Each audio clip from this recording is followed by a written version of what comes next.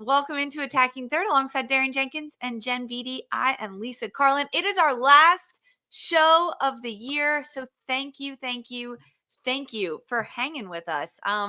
Darian, Jen, good morning, guys. I feel like I've been watching you on TV for 24 hours straight. D, are you good? Like, you ready to roll with A3? We pretty much slept over in the studio. No, life is good. With lots of Champions League, lots of fun. Yeah, it's been a good 2 days. But Lisa, we're happy to be with you. Missing your face. I know, I miss you There's guys. a lot to catch up on.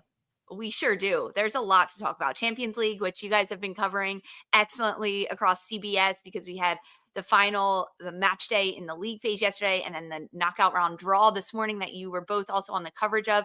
NWSL is dropping some new rules. So we're going to explain the HIP rule, HIP, and we're also going to wrap up the year with some holiday wish lists, some New Year's resolutions, all in the name of football. And it is so good to have you with us. Jen, you came correct with the sweater, my friend. You look great. Ho, ho, ho.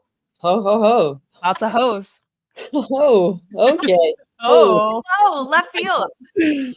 No, yeah, as Darian said, I'm still in the studio, actually. Still here, still at work.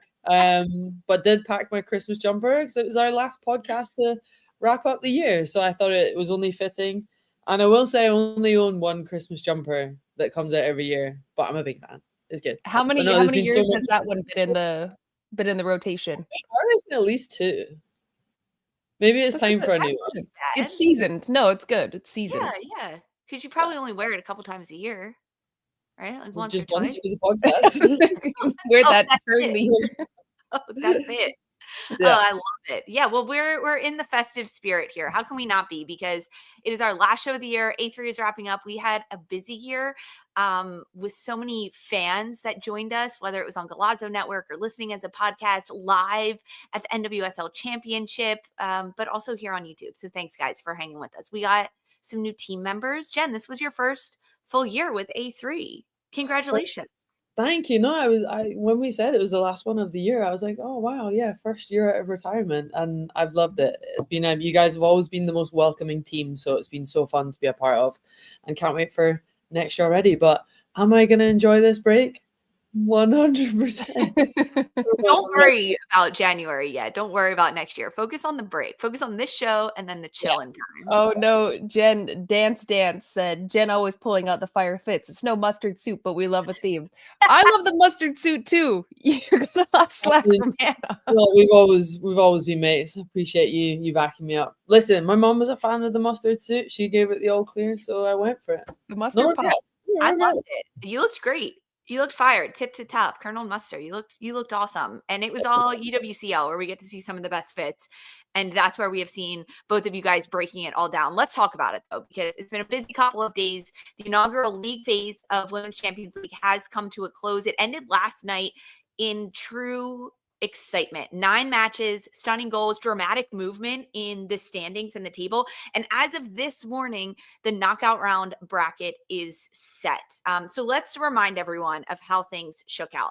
The top 4 are Barcelona, Lyon, Chelsea, and Bayern. They all snagged a top 4 spot after the league phase and then a direct ticket to the quarterfinals. Now, the next chunk of teams, Arsenal, Manchester United, Real Madrid, and Juventus, they finished 5th through 9th. So they earned a return leg of the knockout round playoff. That it was going to be at home for them because they were the seeded teams. Now, the next 4 teams, Wolfsburg, Paris FC, Atletico Madrid, and Leuven, they earned the last spots in the knockout rounds. Leuven, the surprise contenders of this competition, making it to a knockout round for the first time from a Belgian team in 17 years.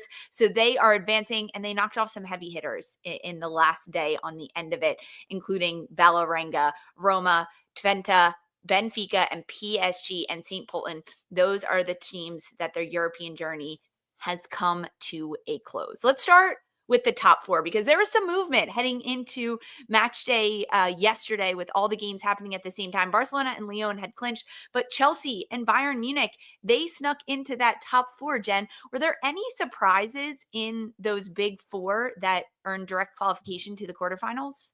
I don't think anyone would have predicted after Matchday -1 and the heavy defeat that Bayern had. I don't think anyone would have at that point predicted them to finish in top 4. I think this has been the beauty of league phase, and them going. I think Nadine Kessler said 17th to 4th on during the draw today, and I was just thinking that has been why and how the league phase has been so brilliant and works and really showcased the amount of quality across the board.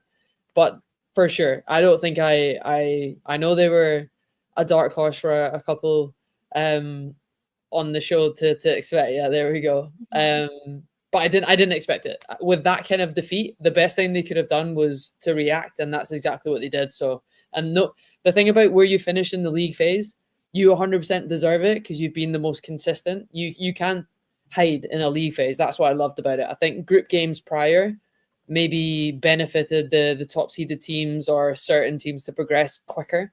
And this league phase, that's why I love it. It's like any domestic season. You have to be consistent across 6 games.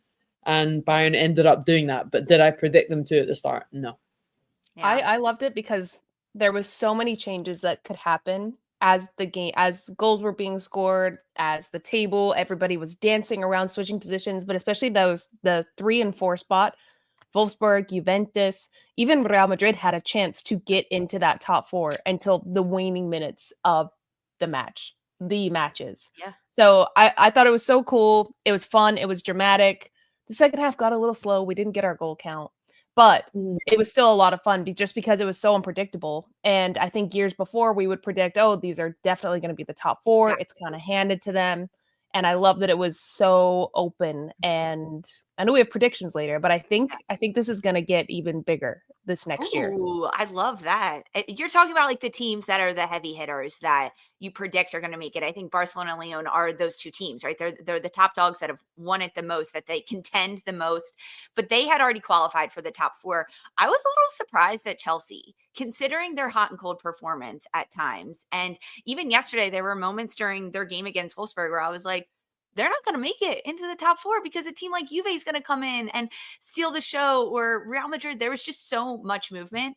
I've been impressed with Bayern Munich the entire run of this competition, even on that opening loss to Barcelona.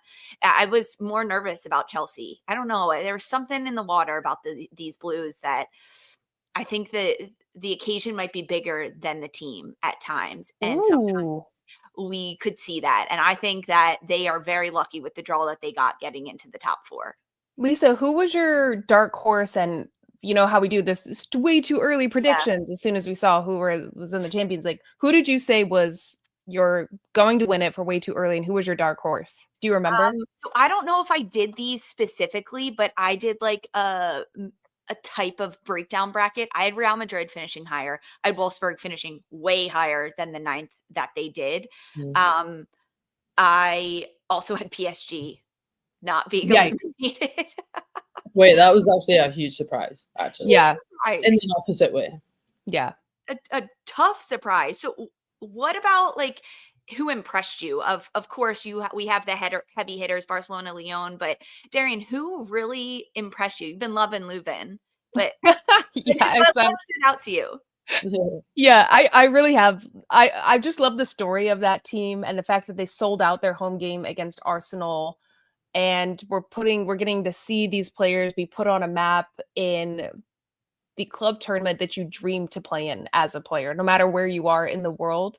And so just getting stories like that and getting to follow the team and seeing how they've clawed their way back into games where they've gone down 2-0 in the first half. I don't know. It just tugs at my heartstrings. So I love that. But a team I've actually been really pleasantly surprised with is Real Madrid. I think they've been a joy to watch on the ball. They have their vulnerabilities. Don't get me wrong. They definitely have them. But when they're in possession and the way that they're so fluid and dynamic, and they rely on so many other players besides just Carolin Weir and Elena Caicedo, albeit the stars of the team, the Brits as well, that they're just so fun to watch. And I think even a little bit more aggressive than I was thinking. It's a team that you would want to play for. So I've loved watching them play. I think they're actually going to give, who do they play next? Real Madrid played Paris. Paris FC. Yeah. I said I think they're going to beat Paris because Paris FC has been struggling.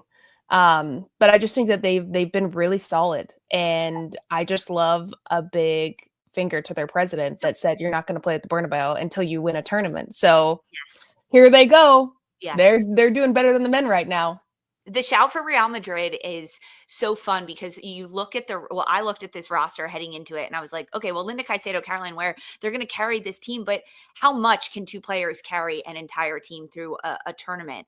And I don't think they had to. Yes, there was moments of brilliance from those two, but the rest of the group really stepped up and helped kind of raise the floor of Real Madrid, because I think the ceiling's really high and they came together as a collective. I like that shout for a team that impressed. I agree. I think they impressed, but I also had high standards for Real Madrid in this competition. I wanted them to do well. Jen, did you have anybody that was a pleasant surprise? Yeah, I think, look, for straight away, I'll say Manchester United. I think for any team that's their first year in Champions League, and I think, Darian, you made a great point this morning. There was also the zero expectations on them when it is. So it's like when you do actually play well and perform, it's maybe an added conversation to it. But for me, don't forget as well, they were in earlier rounds. They had to get to this point in games prior to the league phase to end up qualifying. But to win 3 games straight away, and of course PSG was one of them, who ended up obviously being massively underperforming. So there's talk around that as well. But I just think even up against Wolfsburg, okay, big defeats. They came from mistakes. And I think Mark Skinner, the way he's managed a very young team, you can see the strategy behind it. I think a lot of managers in that position would play the same team and just almost injuries come with that, and you would start to see the breakdown, and then they would really struggle in the league.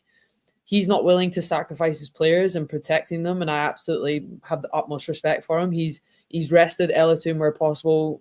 He's rested Rolfo where possible. Mallard's had not spells on the bench, but they've definitely rotated in and out. So that's why you begin to see that sort of dip in the league, or those bigger losses against top teams.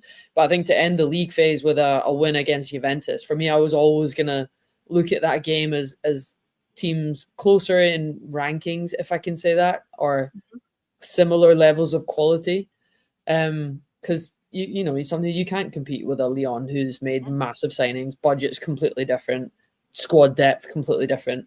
They've massively outshone expectation, I think. And so they've been a great surprise for me.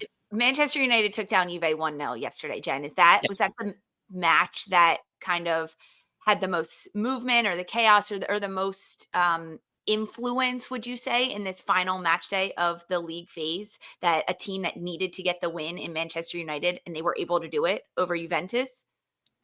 In what sense? For the league phase standings, or in terms of the performance that you need on the final match day in order to help your seeding and your standing? I think so, especially off the back of the 2 games prior they'd had Wolfsburg and then Lyon, which is a really two tough games back to back. And you forget everyone goes back to their domestic seasons. There's quite a lot of time in amongst that. So I think to end on a really good high and actually to get another 3 points and really make a jump in the league phase, yes, absolutely. Not just to, end on a high, but league phase points matter. And I said it, that's what 1, 2, 3, 4 wins for them. 4 wins out of 6. That's phenomenal effort. Yeah, I know. You, of course, and 2 losses against 2 of the biggest teams in the competition.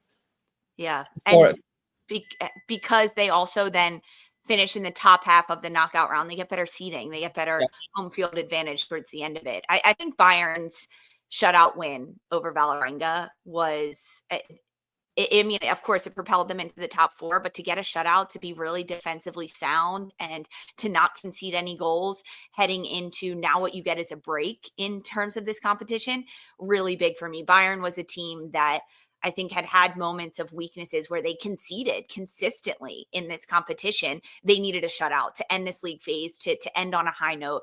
And that was, for me, that Bayern Vålerenga game and that win for Bayern was the biggest performance. That a team that needed that win came down to Bayern Munich for me. Darian, you had them though going. They were your dark horse, but of the performances yesterday, was there a team or a performance that had a big game that they needed it? They had a big game that they needed it. Sorry, guys, I'm having, like, short-term memory. I mean, I think There's been so many games. I know. I think Bayern, especially after that draw from Atletico Madrid, I think they needed to come out with a statement. And I think they did that against Vålerenga, albeit Vålerenga being a team that clearly struggled throughout this Champions League run. I think when we're looking at leaving off going into the knockouts or solidifying your spot in the quarterfinals, I think Lyon had the biggest statement. Ooh. Lyon flexed their depth yesterday. Atletico Madrid is a good team. They're in the Champions League. They've notoriously been in it. They're a difficult team to play against. And for them to come out and score 4 goals, Corbin Schrader had a screamer. To me, the teams that have the most depth, that no matter the subs, if you look at their bench and the subs that are lining up and you're like, oh shit, they're coming in now, those are the teams that are going to succeed and do well. And the fact that their second best, whoever their substitutions are, their game changers that are coming into the game are coming and making a statement and adjusting the entire way they play and still breaking a team down is huge for me. So when I look at that going into, I have Lyon going all the way, no surprise. But going into the quarterfinals, no matter who they play, Jen and I kind of talked about this today, whether they meet Barcelona or whoever it is, to me, Lyon shouldn't be scared to go against any team like that. And I think there are teams that when they get to the knockouts, when they get to the quarters, they are scared to approach those big dogs, and Lyon isn't. Yeah. I would also argue that even on that last day, going back to who needed it, Arsenal needed it as well. Arsenal needed a win to go back to both of your points. Seeding was really important. Arsenal were sitting on 9 before that game. They needed a win not just for standings, but for I've said this already. They've been up and down and needed that momentum going into Christmas, going into take into the winter break. So that for me, that was another massive win and a comfortable that I think they needed. Well, they did get the win. They take down Leuven in this final day of the things of the league phase. Leuven, Yadi. I was gonna say Chelsea too. I'm looking at the now there's a lot. It's like I'm like, you know what? Chelsea beating Wolfsburg going into the quarterfinals. I mean, that's huge for a team that we've been. I've been critical on their inconsistency and lack of consistent goal scoring with the depth that they have. But I still think if they're going into a match against Barcelona or Lyon, they're the ones fearing the opponent. Well, one of the potential matchups we get, because after the draw happened this morning, the bracket is set. The people in the chat on YouTube right now are going crazy. They need to know, Jen, how do you feel about a potential quarterfinal matchup between Arsenal and Chelsea? How are you feeling about this? I'm into it. I think, look, they've never played against each other in Europe also, by the way. How crazy is a fact for that? I personally think if I am still in an Arsenal shirt, hypothetically speaking, I don't mind that draw. I don't mind it because you know the team so well. And I think that the WSL fixture that we've already seen was a really tight game. And I think the Champions League is going to be no different. Don't get me wrong. Chelsea, incredible depth. Could talk about them all along. I think the team sheet they put out even last night, I thought was probably one of the strongest Chelsea teams we've seen, and they even have their formation as well. I thought that was smart. 100%. So there's depth and there's levels to Chelsea, but if I'm still confident. What can I say? I think I don't mind it. I love it. I love it. It's a new dynamic. It's Champions League. Of course, it might feel a little different, but I think I would much rather go up against players that I know inside out, and you watch them every week, and there's an eye on them, and you've got your analysis team that are going above and beyond to beat those kind of teams. No, I from my experience, I wouldn't mind that. Well, they have to get through Leuven Not first. surprised. Before they get there. Yeah, don't write off Leuven, everybody. I have to shout out Lovely Beauty in the comments, but I know Chelsea is tired, child. Always so close yet so far away. Honestly, always the bridesmaid, never the bride. At least in Champions League. In Europe, yeah. Meanwhile, in WSL, they're like, yeah, whatever. What's another domestic treble? But we have our draw. We have our bracket that is set. So it'll be Atletico Madrid taking on Manchester United, Paris FC against Real Madrid, Leuven against Arsenal, and then Wolfsburg against Juventus. Winners, losers of the draw, Darian, if you're focusing on the knockout round playoff round, who's happy with this draw that they got? I think Arsenal's ecstatic. I mean, we can ask Jen, but I You would were be just ecstatic. saying, don't sleep on Leuven. Don't sleep on Leuven, but from the Arsenal perspective, I'll go Arsenal first. From the Arsenal's perspective, you just came off of a 3-0 win against Leuven away, and you've played at that stadium. You're confident. You have that in the back of your head. You are the title holders. Boom, bop, bam. If Yeah. you're Leuven, this is a chance to come back. It Mhm. was only 3. They've had a bigger deficit. They faced more shots than Arsenal put on, and still they rise. So I think this is a good matchup for both sides, because if I'm Leuven, I want revenge. And if you're Arsenal, you've got the win already in your back pocket. But that's the matchup that I think is most advantageous for Arsenal. As for the one I'm looking forward to seeing the most, Wolfsburg and Juventus.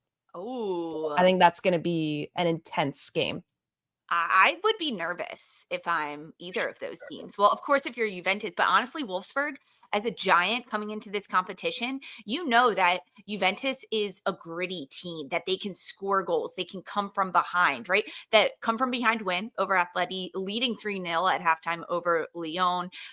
They concede one late to Bayern Munich in this competition, put away 5 over St. Paul. And this Juve team, you cannot sleep on them. And I think Wolfsburg should be a little nervous that they got this draw. You don't think so, Jen? Oh, for sure. No, I think this is a team, look, that finished, am I right in saying it's either 8th and 9th or 9th and 10th? There's been so much football and so much movement. It's one of those ones. Hard to keep that track. Juve's in finished 8th, Wolfsburg's in 9th. 8th and 9th. Yeah, there we go. I Gotcha. think they are in that, they are finished there because they're both have been inconsistent, but they both have so much quality. So it's almost like a who shows up on the day, if I'm totally honest. I've absolutely will always love Bierenstein, Alex Pop, like just incredible talent. And then, but Juve, I loved Kelly's breakdown the other day of Italy off the back of the Euros and how the majority of the team play for Juve, and Girelli, this iconic Italian striker. So 2 teams, lots of quality, both being inconsistent. For me, that's a who's going to turn up on the day, and sometimes that is what football comes down to. So I cannot wait for that one. I feel like it's a lot of times that's what it comes down to. I think you could say the same for Atleti against Manchester United, because they did play each other in the league phase and it was just a 1-0 win. Now, Luani, I believe she'll be unavailable for this because she got that straight red card, which changes things for Atleti. But I'm excited to see how Manchester United evolve. How do they continue to grow throughout this European competition? Because they have been a bit of a surprise debutante contender, making it as far as they did. But they've also now proven that, okay, we're not a surprise anymore. You know that you're going to get the best out of us. We're going to hit you. We're good in transition. We're really organized defensively. How do they level up in this next round? And this is a matchup that really intrigues me between Atletico Madrid and Manchester United. How Atletico Madrid come back after not finishing the strongest way that they would have wanted to in this competition. Okay, what about upsets? Which of these 4 knockout round playoff games could we see a big upset in, Darian? Well, Jen said it earlier. The biggest upset would be Leuven over Arsenal. Right. That would be it. How realistic is that? But no, it's not real. It's not realistic. But I think that's the beauty of seedings and league phases. I actually don't think, unless Leuven beat Arsenal, I don't think the other ones would be too much of an upset. I think maybe just based on legacy, though, with Juve and Wolfsburg. Right. Based on legacy for sure. But then that would be an upset. If Juve beat Wolfsburg, that's an upset. Yeah. Historically speaking, that would be an upset. Yeah. On current form, no. But on, the 2-time champion Wolfsburg are not going on to the quarterfinals. That's huge. No matter who they were going against, it would be huge. What about Real Madrid and Paris FC? They drew 1-1 in the league phase, but it took late in that game. It was Caroline Ware who ends up getting the equalizer. I think it was in the stoppage time to snag a point. Then the winner of that then moves on to play Barcelona. Paris FC has not been the most consistent in this competition. Would that be an upset if Paris FC takes down Real Madrid? I think so. Paris FC has grown throughout the league phase. I still think they're too reliant on Clara Mateo. We've seen Mael Garbino, my former teammate, come to life a little bit in these last 2 matches for Paris FC, but it's not enough. And when we're looking at teams that have layers and layers, at least of an attack, you're going to give the upper hand to Real Madrid over Paris FC. I think Paris FC is a solid team, but is it enough to actually push them over the line against really, really teams that have so much depth? I don't think so. That would also be an upset, but realistic, I don't know if that would actually happen. I don't know if you all feel different. No, shout out the chat though, saying Paris SC shouldn't be slept on either. They got 4 points against Real Madrid last season. Real Madrid should be concerned. But they lost some really big players, Paris FC. So, and they're not the same team that they were last season. Absolutely not. That's why they pay you the big bucks. It's all up here. It's all up here, ladies and gentlemen. The draw happened this morning. The bracket is set. We get this competition next year in 2026. Jen, you guys did your predictions. Remind us. That was on Morning Footy. Go check it out. But who do you both have in the final after all this bracket is said and done, Jen? I'm a 2025 rerun. Arsenal, Barca. Of course you do. Who's winning? Jen's an Arsenal truther. Who did I have? Lyon and Barcelona, and Lyon winning it. Yeah. I think Lyon and Barcelona being on opposite sides of the bracket sets it up for a final. That's who I have. Yeah. Lyon for sure. I just think that like we could maybe get like a Bayern Munich taking down Barcelona because Barcelona can be susceptible. Yeah.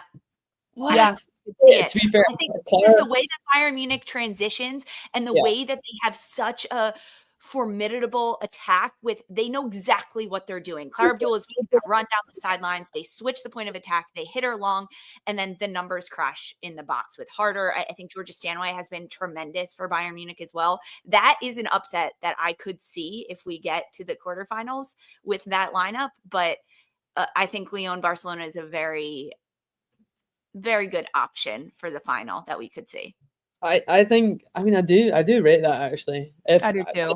The thing is, everyone has seen the sort of format of how to beat Barcelona, right? It's either the way Arsenal did it, and was it Real Sociedad in the league? Yep. Off a penalty, Yeah, so there has been all it takes is one ways to break them down, and I do think but it's the perfect 90 minutes, right? That's what has to happen. Over 2 legs. And we haven't seen Bayern Munich put up a perfect 90 minutes, right? No, and that would be my worry with them.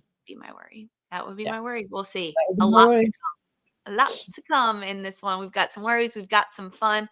And UWCL is just even getting hotter and hotter. The league phase is complete. The bracket is set. And we move on to the knockout round. Stick with us. A3's moving on too. We're chatting a little NWSL. We're breaking it down for you. Stay with us. This is European soccer's biggest stage. Written in the stars! What a difference she has made! The question is, can you handle it? The crowd here feels electric. Stream every match of the UEFA Women's Champions League on Paramount+. The NWSL offseason, it hasn't even been a month yet, and already rules are changing. Things are moving all around. They have created a new roster mechanism to allow teams to pay players beyond the salary cap. They're calling it the high impact player rule, or the HIP rule. So bit of an explainer for you here. The long and short of it, this rule, the HIP rule, would allow teams to spend up to $1 million over the salary cap on top end players, with only a portion of that salary contributing to the salary cap. But the biggest question comes out of this: what defines a high impact player? And frankly, it is a bit unclear. There's no official definition that has been provided by the NWSL yet. Multiple reports say that it includes both sporting and commercial benchmarks. Sporting benchmarks meaning rankings on lists like Ballon d'Or, appearances on the NWSL Best 11, or U.S. Women's National Team minutes earned, perhaps even A3 weekly Best 11 honors in that one there. Also commercial benchmarks, meaning the marketability of a player. This is news. This comes after dealings and negotiations with Trinity Rodman and the fight for Washington Spirit to keep her at the club and in the NWSL. Darian, when you look at this rule and the benchmarks that players need to meet, does it feel more player-based, the talent of someone and what they bring on the pitch, or more marketing-based, what the name and the aura of that player brings to a league or a club? It's sounding like whatever player's a little more hip, if you get what I'm saying. I think it's based on I think it's based more so, obviously you're not going to get those marketing, the Ballon d'Or, making the lists, whatever they may be, unless you are a player of great value on the pitch and you're putting up results and leading a team. I still think it makes sense from where that money comes from your marketability, that it can go to the player in whatever way is how they're moving about it. I'm really interested. I feel like NWSL always does a really good job of giving you like a little snippet that gives you enough to talk about it, but what are actually the benchmarks and rules? Yeah, how much can they give? It's up to $1 million over the salary cap. But I know that there's flexibilities in there for what the dollar amount actually means. And say a player has an injury, it's like the league vague enough to just make it confusing enough, but also gives you enough details so people know that they'll talk about it, and here we are. But also, when I'm concerned with what does this mean for when a player has, say, a major injury, we're having an epidemic with ACLs, maternity leave, as that's more plausible now. What does that affect players and where they sit and how much money they can earn when just being a professional athlete, these things happen? It's all very confusing. It's very NWSL. Even high impact players, very NWSL, very American. It's hilarious. But I do see this rule probably changing a little bit because there are players that are incredibly impactful for teams that maybe aren't on these massive lists, like the unsung heroes of teams, like a Sam Coffey or who, I don't know, the unsung heroes of teams. National team minutes. I think Sam Coffey would qualify. Sam Coffey would probably qualify. Maybe a Lola Bonta, like players that are faces of the league in ways, but aren't making these massive lists, but pay these girls. So I'm confused by it naturally because we're meant to be confused by it. But I don't know how you guys feel about it. If you're into this or not, Jen, I don't know. I'm curious from your European perspective. I think first of all, I think it's a positive that they're trying to develop the structure and lean into it being more player led and giving players what they deserve, right? That's if a player has a certain market value, they deserve that market value. It's there for a reason. Full stop. I think so. In my opinion, I think it's a real positive sign that they're open to change and quickly. I completely agree. I think what you just said, Darian, about you think it'll be changed again, because I agree with that. I think it's really hard to keep up with the growth of the game and how fast it is changing and developing. I think a lot of people in those positions would say the same. If you are the decision makers, you can make a plan for the next six months, 1 year, and the game will outgrow that very, very quickly. And I think the financial structure is the exact same. The way it's been phrased, high impact player, if you're in a team and then you're then thinking, right, am I not making a big enough impact? Are you then questioning yourself? I know the jokes would be absolutely flying if I was still in with everyone in a locker room, in a changing room with a group of people who are trying to figure out who's in a high impact, and there would just be a lot of conversation around that.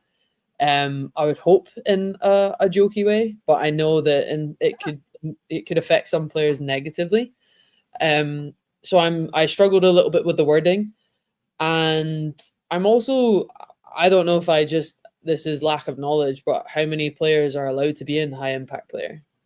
Those are some of those vague details that they haven't given us. And right.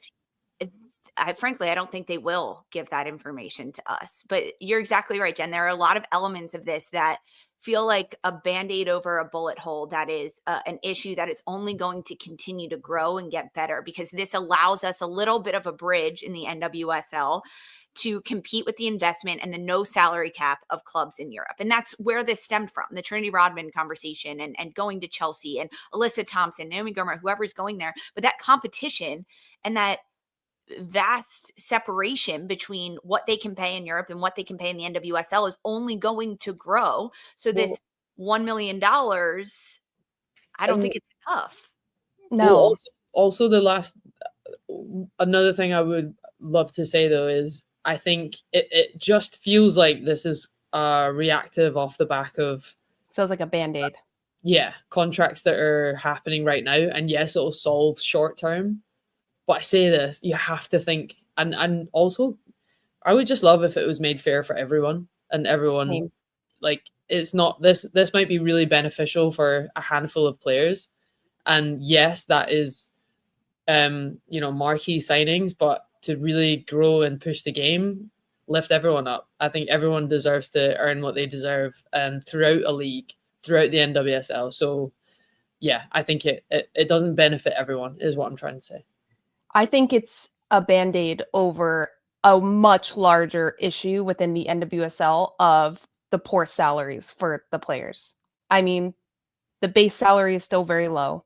The cap salary is still very low for how many more games you play, how many more tournaments you participate in, how much more competitive the league is, all the TV deals, the media, everything that's now surrounding these players and the marketability of this league and these players that I think the league profits off of the most.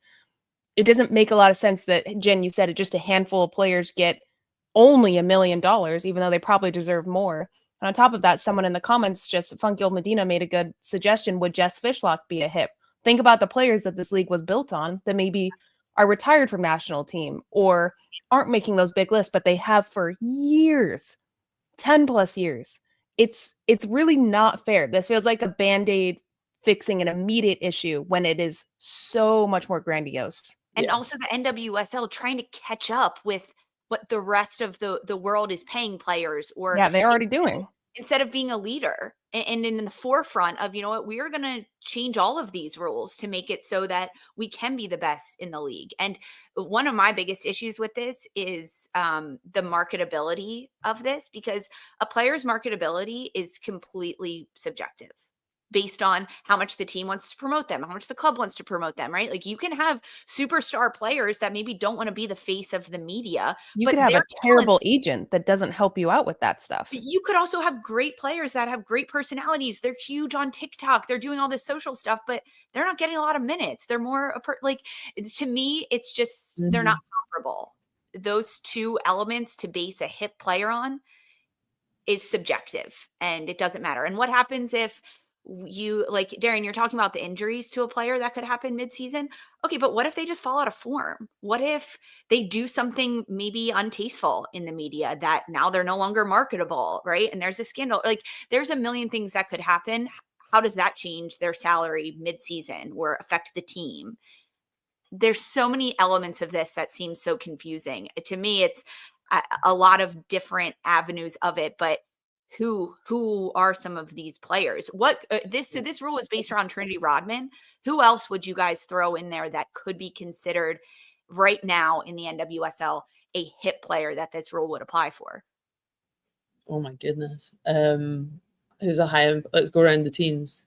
I would say Rose Lavelle at Gotham.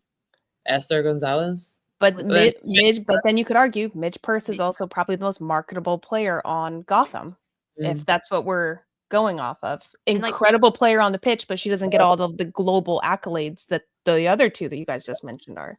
And how do internationals come into this play? You just mentioned Esther, but what about Temwa Shawinga? What about Barbara Banda? Are internationals not allowed? I don't know. They should be allowed. I don't see why they wouldn't be allowed. But also some of these internationals are on national teams that aren't making the rankings in a lot of the awards or whatever it may be, or aren't able to shine and actually get into the top 10, whatever it may be, of some award. because Yeah, but if we're going back to high impact, it doesn't get much higher impact than Temo Chwenga, absolutely. the Barbara Band No band. matter where the No. bar is for high Yeah, impact, we're she talking hit about the definition Yeah. of who can impact. Chwenga, for sure. 100%. But Amazing. yeah, like on our list we have here in our rundown is Sophia Wilson, Mel Swanson, of course. But it's But what about again, a player it's like so that's like who we're in the clouds. That's who I think about. And who's making those decisions, right? Is it the NWSL board? Is it players voting on it? Is it like who's making these decisions as to who is a hit player? Well, also when I was sorry, I'm leaning in on a table now, so I feel like I'm getting into this conversation even more. But also, was it not just going to open like so many doors now for players to call at their teams and be like, okay, can I be the high impact player? Who do you think the high impact? I just can't even imagine the agents now and the GMs and everyone negotiating the contracts in a break that this has come into play and how that's like just put an absolute. And how do you make that fair for everybody? Exactly, it's not though. It's not. How on earth do you Would make you that fair and parry out the money in a way that makes sense? Right. For a there's 11 players on the pitch and 28 that you train with. You don't win championships. You don't win a game on a weekend without every single person. Mm-hmm. So how much Jen touched on that, Darian, a little bit. Like, could this create roster divide within teams and within environments of knowing, right? I would imagine that the hit players, once they are determined, will be public knowledge. You know who's a hit player, and I'm not competing in that situation. How could this change locker room and team roster dynamic? I think I want to say a locker room is a little bit more pragmatic than that. But when you're a player that's on, say, $25K a year, and maybe there's injuries, and you're playing 90 minutes, you play most of the games out of the season, something happens, and somebody else is making $1 million plus that's maybe sitting out, but they're the most marketable person on the team. That's a tough pill to swallow. You would want to make a move and go somewhere where maybe you're going to be valued higher. So I actually think it's going to be more so how that money parries out to the rest of the team.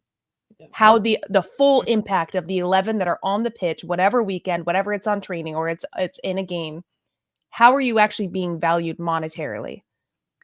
I think that's going to be more so what players truly look at and try to make moves on their career for that, because many other players are getting paid. You should too. Maybe you play more minutes than the high impact player does.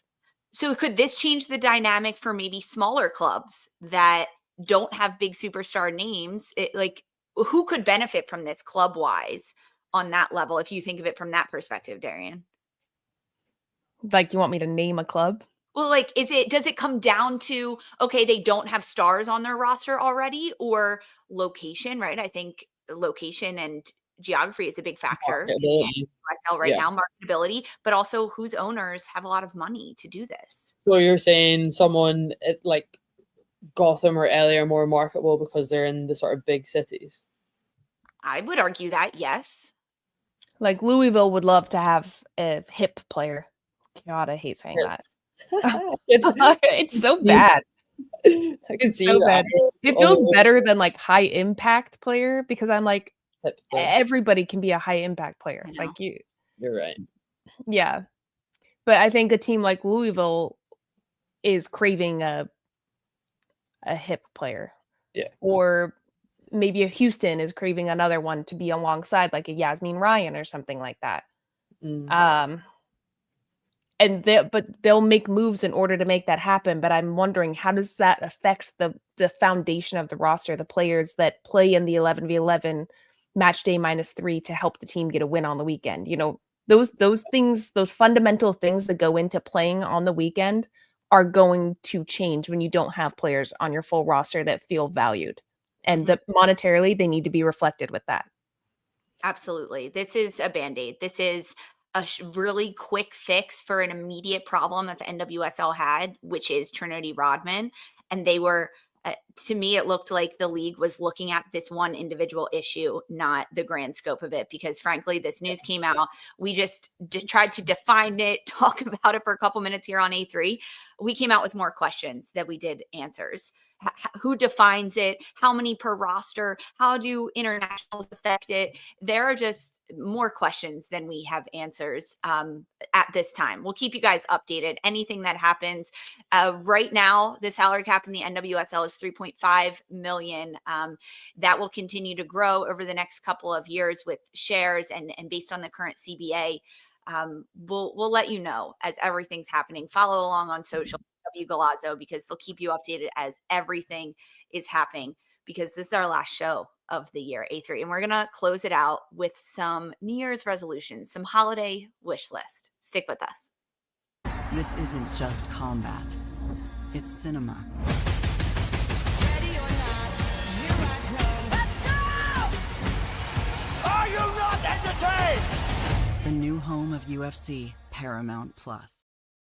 Hey everyone, welcome back to Attacking Third. It is the holiday season. Ho, ho, ho, Jen. Ho, ho, ho. With your sweat. And our last pot of the year. So we're going to look back. We're doing a little reflective exercise. And we're also going to look forward to 2026. But let's start with this year, Darian. We're going to start with you. Your favorite footballing moment of 2025. My favorite footballing moment of 2025 was actually Orlando Pride in the playoffs. Luana comes on to the match. Marta has this iconic run, the most OG Marta run, beating everybody down the line. I believe it was against Bay. Who was it against? Seattle. It was against Seattle. Gets into the 18, cuts her defender, gets the penalty. You could see this is what she was planning to do the whole time, waning minutes of the game. They were already winning. They were already winning. Marta's holding the ball at the penalty spot. And who else but Luana, after coming back from remission of cancer, steps up, takes it from her Brazilian teammate. Marta kisses the ball. Luana puts it down and scores the penalty. I have chills talking about it. We all teared up watching it. That was my favorite moment of 2025. That is why we love this game. Oh my gosh, that just made me emotional right now. Yeah. That's a good one. All right, Jen, try to top that. Yeah, I mean, I can't really. I feel like Darian's won this round for sure. My favorite moments, multiple, because she did it more than once, was Michelle Adjuman coming on and changing almost every single game is what it felt like for England at the Euros. I actually love this stat as well. England only led their 3 knockout stage matches for a combined total for 4 minutes and 52 seconds and then went on to win the entire tournament. Wow. But it was the 4 minutes and 52 seconds that mattered the most at the end of the game. That's insane. For me, to see a teenager take on that stage and just grind out results for her team, score incredibly important goals and announce herself, right, on a huge stage. Having known her from when she was in the academy at Arsenal, and just the most humble, kind, smart person. She's got such a huge career ahead of her, and I was so buzzing for her to see her have multiple moments at the Euros. So that was my highlight. Wow. Jen, that's a really good one. I also wrote down England winning the Euros and Michelle Adjuman, but I did have another one too. Awesome. But I got to watch the Euros this summer in New York. I mean, we got to cover it here on Attacking Third, which was awesome. But I got to watch the Euros with a bunch of English fans in New York at a bar, and I just was so excited for them and the emotional turmoil of it. I felt like I was one of the Brits at times watching that Euros run. But I'm going to go with an NWSL club that made a little bit of history this year with Racing Louisville, making their first ever playoffs and doing it behind the leadership of Bev Yanez, who an absolutely tremendous coach who talked with me on Morning Footy and Ekalazo Network about the struggles and a lot of her personal life and her family that she has had a lot of hard times with. And she was able to overcome that. And the girls were able to overcome that for her on the pitch. And Louisville made it to the playoffs in the NWSL, and everyone was rooting for them. And that to me is a football moment that you're like, wow, we are all rooting for this team that is the underdogs and has never done it. And it's going to be so cool. And it doesn't even matter that they lost, right? Like they made it to the playoffs, and that's a huge accomplishment. I think as we're now all football fans, right? I think when history is made for anyone, seeing those moments, it always means a lot to us still involved in the game. I have another one. Can I still say Arsenal winning the Champions League? Does that count as the cheer? Yeah. I'm surprised you didn't say that. Yeah. Well, it was kind of a toss-up. It was an individual and a team pick, and I went on an individual for Michelle Adjaman. But being at Champions League final, working on it, seeing my old teammates win it, it's up there. Joint top for me. That's a good one. Funky Old Medina on YouTube is throw out this one, and I want to give a shout out to it. They say thankful for seeing Savvy back at BMO after her incident and the cheer that went through the crowd. I agree. That was a really good one. I think there was a lot of like wholesome moments this year, which is pretty cool. Jordan Bloomer's saves rocked the league. Marta's GOAT, Foxy's goal at Arsenal, England's comebacks, and the eventual winning of the Euros. There's a lot of good ones in here. So thanks everyone for dropping those in the chat. Before we close this out, let's look ahead and do bold predictions for 2026. I'm going to start with mine. My bold prediction is that with 16 teams, Denver and Boston coming into the NWSL, they will contend for playoffs, and it will be the most competitive NWSL season ever with these two new expansion teams coming in. Oh, I like that. It's the most competitive. The most competitive. As in no out front winner like Kansas. Yes. The most competitive with just a stacked table, a lot of player movement. And I think Denver and Boston are going to contend for the playoffs and make it really close. Yeah. You like that one? I like that. Especially with this transfer window coming up, I think. And Hip. Who knows who will get in the NWSL? Because we've got Hip. We've got Hip. We've got Hip. You want to be hip? Come to the NWSL, baby. Oh man, I'm just gonna keep slagging it. Okay, I'll go next. Guys, I loved the ref cam. Marta karate chopping the referee. Yes. Loved it. I think we should have ref cams at nearly every game. At every game. I think it was that we will. Yeah, they need to figure out how to like steady it though, because I was getting a little getting a little nauseated with that. So that's my club one. As far as Champions League, I predict that the league phase is going to expand once again, and we will potentially have 2 more teams join the league phase. Oh, I so hope so. Yeah. I so hope that happens, Darian. Great shout. Well, thank you. Mine's kind of rubbish. Mine's gone for Arsenal winning it again. Jen, we get it. You're a goner. Okay. Too much. I find bold predictions really hard. So I'm like, football is so unpredictable. But based on that bracket, Arsenal-Barca final. Why not? Why not? Hey, that's a fun, bold prediction. It's been done before. Exactly. No one predicted it last year. That's why it's bold to do it again. Except you, Jen. You predicted it last year. We made it into the knockouts. You predicted it. Just tell me when it's becoming too much, guys, right? Circle of trust. Okay. It's become too much, my friend. All right.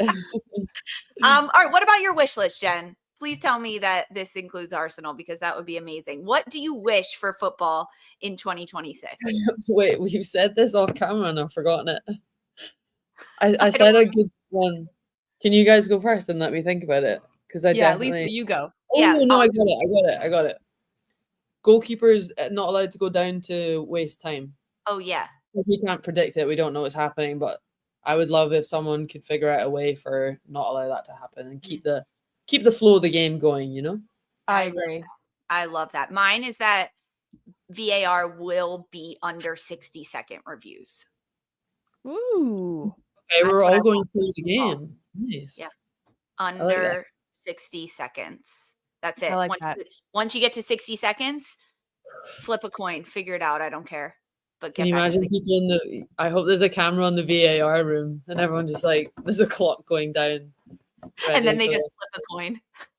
yeah. whatever. Then they're just like rock paper scissors. What we got? All right, Darian, what do you want for football in the new year? What I want for football in the new year, get rid of a salary cap. It sucks. Get rid of the salary cap. Pay the girls, pay the players, give them what they deserve. This league would be nothing without the players. No league would be anything without the players. Whether or not you're a hip player or one of the 11s or a part of the 28, you deserve to be paid. You're a professional freaking athlete. Just pay them. So that's really my wish, manifesting that. So we can talk about it more here on E3. But that's mine. That's a really good one. Guys, this has been so fun. Jeopardy theme for VAR, says Funky. That's amazing. Let us know your football wants and wishes for 2026 and let us know your favorite memories of 2025 in the footballing world and with us here at A3, because this is it. We are done for 2025. We'll be back in 2026, Thursday, January 8th. Mark your calendars because the news, the analysis, NWSL offseason, European transfer window happening. There's a lot that we're going to talk about, and it's all happening on January 8th when we are back with A3. Happy holidays, everyone. Have a great new year. Final thoughts, Dee, Jen, for the A3 for the entire year. This is it. This is your last chance. Say whatever you need. Love you guys. This is great. What a year for women's football. Jen, love that you're a part of the team now. It's been a really great year. I feel like we've found our groove. So appreciate you all jumping in the comments. To our listeners, we wouldn't be here without you guys. And yeah, can't wait for 2026. More football. What she said. Retweet. Nothing to add. Yeah, retweet. Nailed it. Happy holidays. Enjoy the football.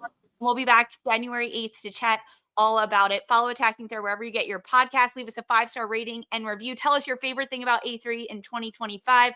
And then head on over to youtube.com/WGalazzo and watch us on the CBS Sports Galazzo Network for everything women's football. We'll see you in the new year. For Darian, Jen, Audrey, Phil, I'm Lisa. This was Attacking Third.